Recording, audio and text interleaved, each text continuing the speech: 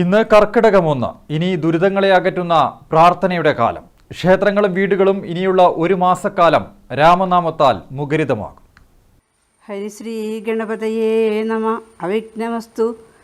ശ്രീരാമ രാമ രാമ ശ്രീരാമചന്ദ്ര ജയ. ശ്രീരാമ രാമ രാമ ശ്രീരാമഭദ്ര ജയ. ശ്രീരാമ രാമ രാമ സീതാഭിരാമ രാമ. ശ്രീരാമ രാമ രാമ ലോകാഭിരാമ ജയ. മധുരാക്ഷരങ്ങളിൽ എഴുതിച്ചേർത്തത് ഭക്തിയുടെ ശീലുകൾ. അറിവിന്റെ പ്രകാശത്തിലേക്കുള്ള ആത്മീയ യാത്ര. കള്ളക്കർക്കടകത്തിലെ ദുരിതങ്ങളെല്ലാം ഇനി പടിക്കുപുറത്ത്. ശ്രീരാമന്റെ ജനനരാശിയാണ് രാമായണ മാസമായത്. ഇടമുറിയാതെ മഴ പെയ്ത പണ്ട് കർക്കിടകം പഞ്ഞമാസം. വീടും പരിസരവും വൃത്തിയാക്കാനുള്ള കാലം. രോഗങ്ങളോടുള്ള കരുതൽ.